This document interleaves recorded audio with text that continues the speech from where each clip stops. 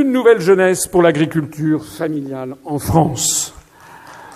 Je ne me résigne pas à voir la disparition de l'agriculture française familiale. Je rappelle qu'il y avait 4 millions d'agriculteurs en France en 1960 et qu'ils sont tombés maintenant à moins de 400 000. Ça veut dire que 90% des agriculteurs français ont disparu. Et si on continue à ce rythme, il n'y aura bientôt plus, dans 15 ans, peut-être que 40 ou 50 000 agriculteurs familiaux. Nous n'aurons plus que des grandes entreprises de l'agro-business avec des fermes de 50 000 vaches et des poulaillers de 250 millions de poules, presque autant que d'adhérents à En Marche.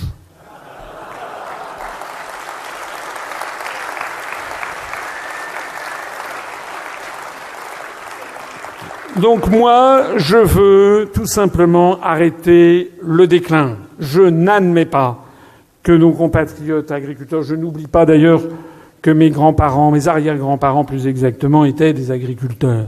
Voilà, que la grande majorité d'entre nous, on a tous un arrière-grand-parent qui était, ou un grand-père ou une grand-mère qui était agriculteur ou agricultrice.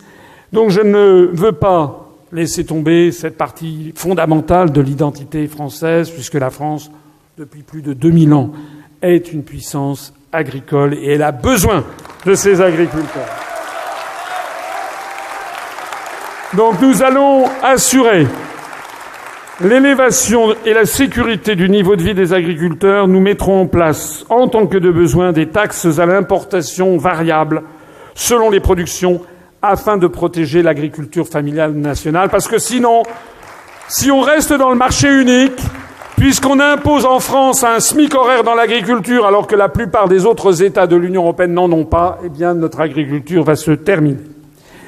Nous allons remplacer la politique agricole commune par la politique nationale agricole, la PNA.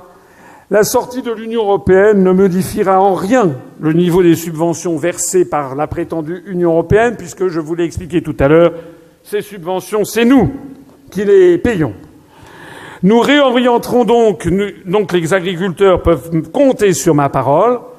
Ils toucheront au moins la même chose, sauf que cette fois-ci, au lieu d'être affublés du drapeau bleu aux étoiles d'or du Saint-Empire romain germanique, ce sera le drapeau bleu, blanc, rouge de la République française.